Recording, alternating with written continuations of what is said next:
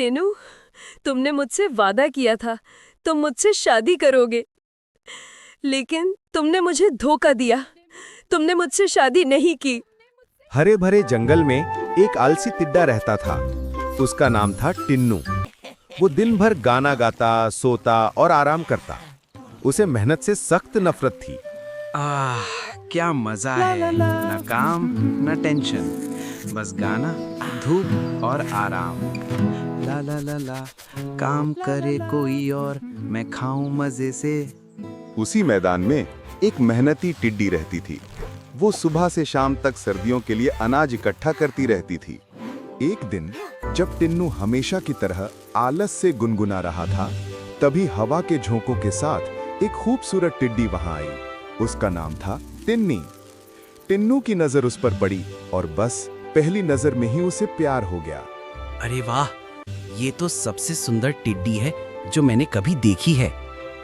थोड़ा हिचकिचाते हुए पास जाता है, फूल तोड़ता है। टिड्डी, तुम्हें देखकर मेरा दिल खुश हो जाता है।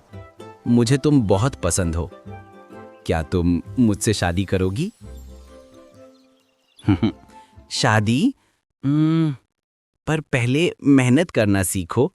मेरे पापा तुम्हें तभी मानेंगे जब तुम मेहनती बनोगे। टिन्नू को लगा ये तो आसान काम है, लेकिन असली मुश्किल तो अब शुरू होने वाली मेरी थी। बेटी से शादी करना चाहते हो तो सर्दियों के मौसम से पहले अपने घर में अनाज जमा करके दिखाओ। अच्छा, मैं कोशिश करूंगा। अब आलसी टिन्नू के सामने सबसे बड़ी चुनौती थी मेहनत करना। मैं? मेहनत? कभी नहीं। थोड़ी देर सोचता है, फिर मुस्कुराता है। आहा, एक आइडिया आया। क्यों ना किसी मेहनती से काम करवाया जाए। सोचते सोचते उसे याद आई चिमटी। वो मेहनती और दयालु चींटी थी। चिमटी, तुम इस जंगल की सबसे मेहनती और समझदार चींटी हो। मुझे तुमसे शादी करनी है। सच में टिड्डा, तुम मुझसे शादी करोगे?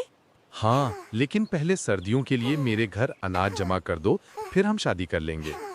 चिमटी मासूम थी। वो टिड्डे की बातों में आ गई और चिमटी दिन रात मेहनत करती रही।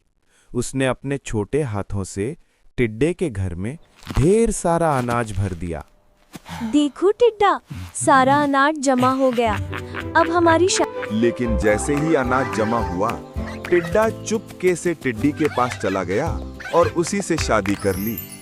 टिड्डा, तुमने मुझसे झूठ बोला। मैंने तुम्हारे लिए मेहनत की और तुमने मुझे धोखा दिया।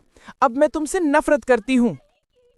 चिमटी आंसुओं में भीगकर अपने कॉलोनी लौट गई। समय बीता, सर्दी आ गई। टिड्डा और टिड्डी अनाज खाकर मजे कर रहे थे, लेकिन धीरे धीरे सारा अनाज खत्म हो गया। अब क्या करेंगे टिड्डा? कुछ भी नहीं बचा।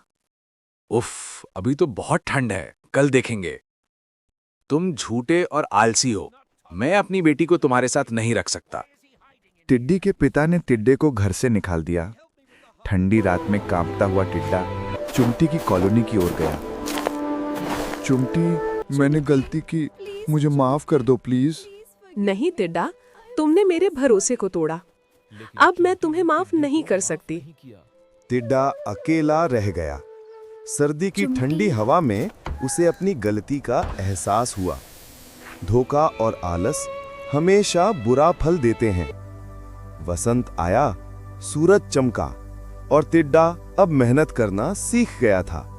वो पूरे जंगल की मदद करता और चींटी फिर से मुस्कुराने लगी। अब कभी किसी को धोखा नहीं दूंगा। और बच्चों, याद रखो, मेहनत और सच्चाई ही जीवन की सबसे बड़ी ताकत है।